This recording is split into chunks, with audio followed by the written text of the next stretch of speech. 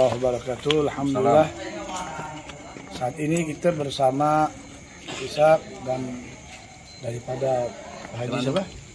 Haji Suryadi Manggala. Nah, beliau salah satu daripada tokoh ulama masyarakat di sini sebagai pengajar. Alhamdulillah kita akan mengikuti daripada yaitu membuka sejarah Patilasan Magom Prabu Siliwangi. Prabu Siliwangi Dan tempat mandinya raja-raja. Sebelum dan di masa beliau dan sesudah beliau sudah ada. Mungkin bisa Habib lihat ke sana. Maka ini 1200 tahun. Nanti di kita masa Salakan Negara ini. Oh gitu. Iya. Coba nanti kita bahasnya di makom. Iya. Memang agak sedikit menarik, magomnya ini posisinya di tengah warga kampung warga. Nah ini salah satu patilasannya Prabu Siliwangi dan raja apa? Calon raja ketika akan dijadikan raja harus dimandikan dulu di sini. Masya Allah. Ditetapkan di sini jiwanya, raganya, jasad wujud ruhnya. Nah ini kalau sekarang tinggal seperti ini aja tempat mandinya. Itu kalau mandi nata berata, mandi apa beratanya ini. Dan ini air tidak akan habis ini. Tidak akan habis dan bisa ditampung di sebuah kolam yang besar itu. Menjadi satu di bawahnya. Walaupun ibaratnya di mana kekeringan tidak akan kering juga gitu. Tidak akan kering. Tidak. Mungkin boleh sedikit dibuka sejarahnya maksud sumur ini seperti apa? Jadi sumur Sijalatuna ini adalah salah satu situs di masa Sang Hyang Raga Suci. Dikala itu Sang Hyang Raga Suci bisa turun ke bumi karena beliau ini pangkat Batara, pangkat Sang Hyang. Di masa sebelum raja-raja Pajajaran, juga di masa mulainya Salakan Negara atau Akitiram, Ningitiram atau Sang Hyang Sirah Ujung Kulon. Kalau Sang Hyang Sirah ini kan perjalanan dua manusia antara Akitiram sareng Ibu Tiram. Akitiram alias Sang Hyang Haji Malela pertama, atau juga dalam kurung sampai ke sananya adalah Nabi putranya itu Nabi Sis alaihissalam, putra atau cucu daripada putranya Nabi Idris alaihissalam. Nah, karena beliau punya tugas yang lebih daripada Nabi, daripada ayahnya, daripada kakeknya Nabi Idris. Karena Nabi Idris menurut Kanjeng Nabi Sis alaihissalam adalah kakeknya ini kakek yang cerdik.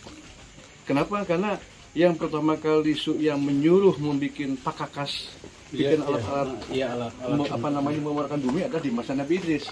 Karena beliau adalah sebagai kalau sekarang mungkin Nabi, Profesor Nabi atau Cendekiawan Nabi, Nabi Idris alaihissalam. Nah, ketika putranya Nabi Sis ini, beliau lebih panjang lagi perjalanan.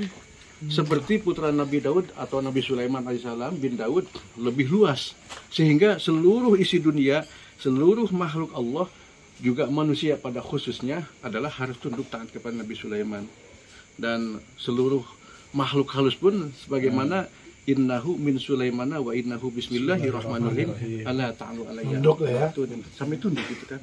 Yang mengaku gagah, yang mengaku sakti, yang mengaku segala-galanya judulnya ternyata tunduk tidak ada. Tunduk kepada Nabi Sulaiman.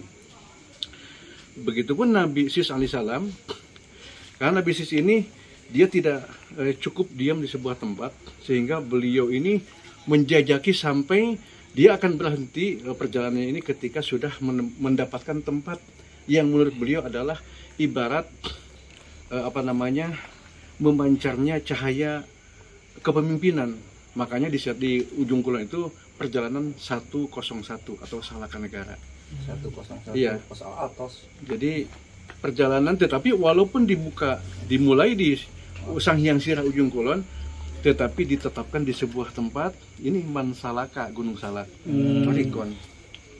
Terus apa hubungannya dengan yang di Caringin Kurung itu ada Akitiram, Nini Tiram itu apa patilasan apa gimana? Kalau di Caringin itu sangat identik dengan Patilasan. Patilasan. Karena beliau ini menduduki atau menempati atau calik di sabarang tempat, langkung di 10 tempat di wewengkon Jawa Barat. Akitir ini. Tetapi ketika putra yang pertama Sang Hyang Ciungwanara dengan adanya Sang Hyang Haryang Bangga, dengan yang ketiganya adalah Ratu Sri Pohaci. Nah, disitulah ternyata yang Sri Pohaci ditikau oleh Dewa Warman. Dewa Warman ini raja India, raja yang benar-benar seorang raja yang yang ditokohkan, yang disegani. Tetapi karena perjalanan ujung kulon mungkin sampailah anginnya ke sana, bahasanya begitu, atau petunjuk Allah memang harus menyambungkan satu sama lain antara Sunda dengan India waktu itu, masa itu perjalanan 101 atau Salakan Negara. Nah, ditikahnya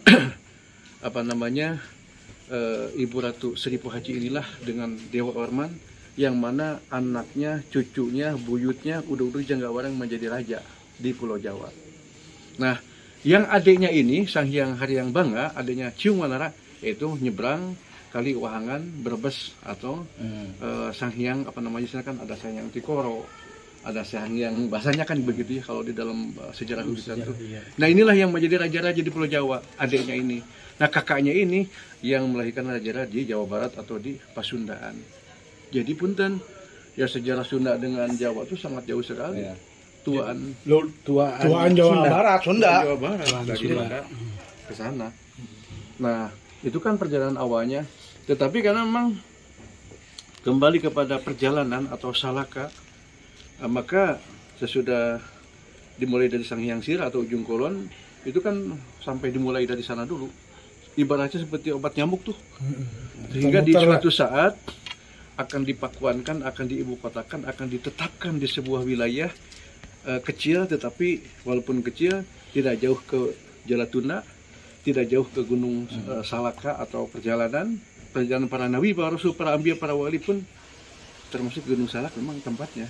Berarti ini Pak masih ada hubungannya dengan batu tulis yang di Bogor untuk pengangkatan raja-raja itu. Ya.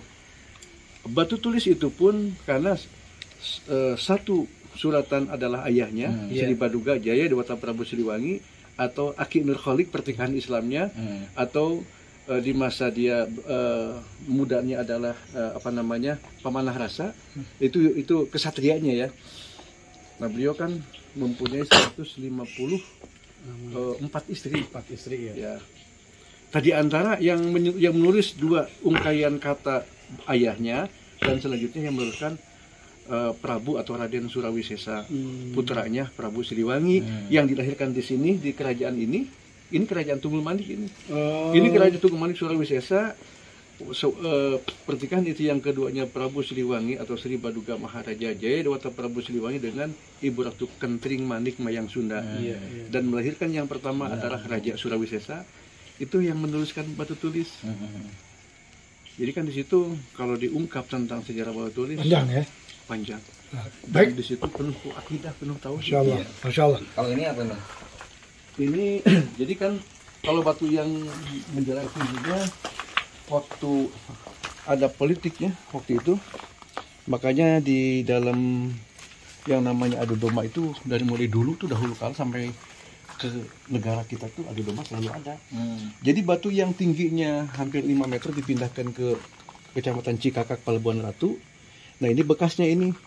Nah, karena saya sepakat dengan tim Purbakala atau ahli sastra dan bahasa, maka inilah sebagai bukti bahwa dahulunya di sini ada batu besar ini.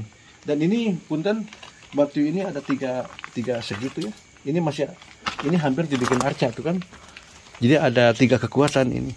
Atau ini kekuatan resi, raja, dan pandita ini. Simbolnya di sini, silokanya begitu. Kalau yang tinggi itu?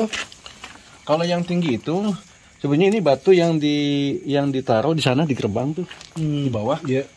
Jadi pintu gerbang yang masuk ke sini. Nah, kalau disimpan sana kan takut hilang, takut bagaimana. Maka apabila orang bertanya ciri-cirinya atau bentuknya atau bendanya atau BCB-nya, benda cagar budaya, maka saya simpanlah di sini. Cuman memang punten orang kan seperti naruh bunga ini kan seperti ini Yang tidak diajarkan ya. yang tidak diajarkan sekali oleh saya gitu ya. Karena Ini mohon maaf memang ini salah nih ya. Ini salah guna ini. Coba kalau ini adalah sebagai contoh gambaran peninggalan aja ini ya. aja. Hanya Bukan itu aja. sebagai kuburan. Seperti Bukan.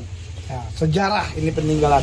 Sedangkan ini sumur ini ya tempat mandinya para raja. Nah, kurang lebih tahun berapa?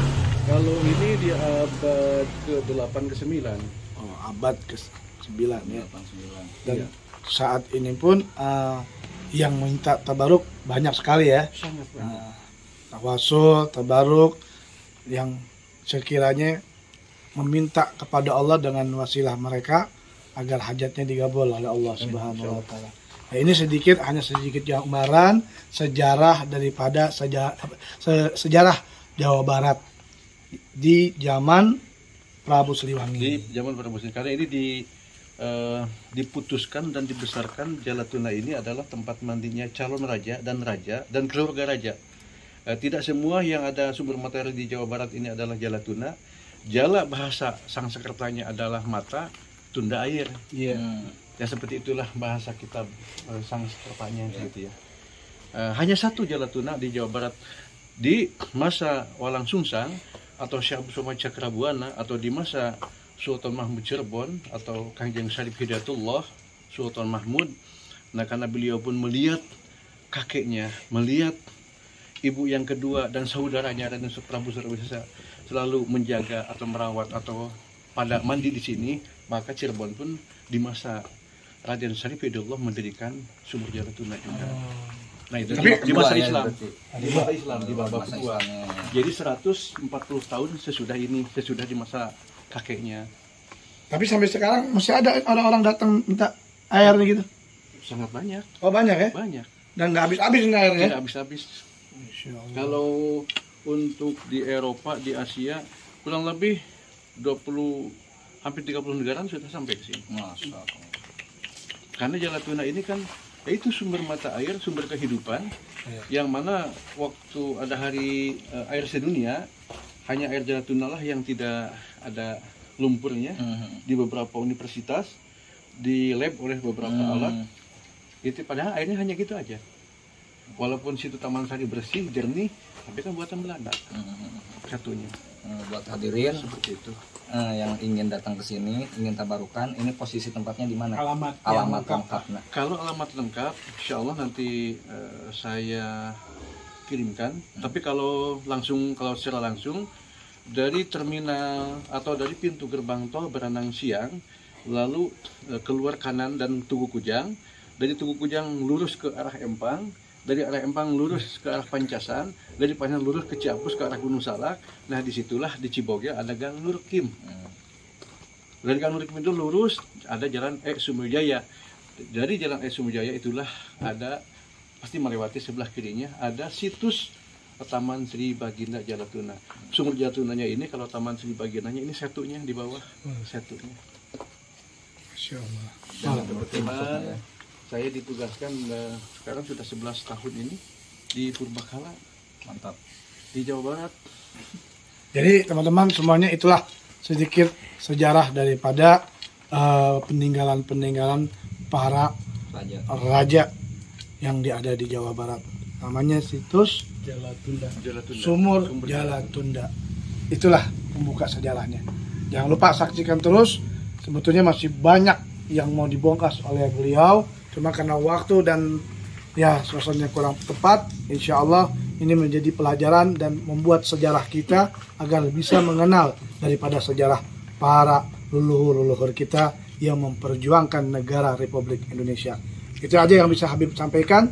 Jangan lupa saksikan terus di YouTube-nya Habib Qasim, like, share, dan di subscribe. Assalamualaikum warahmatullahi wabarakatuh.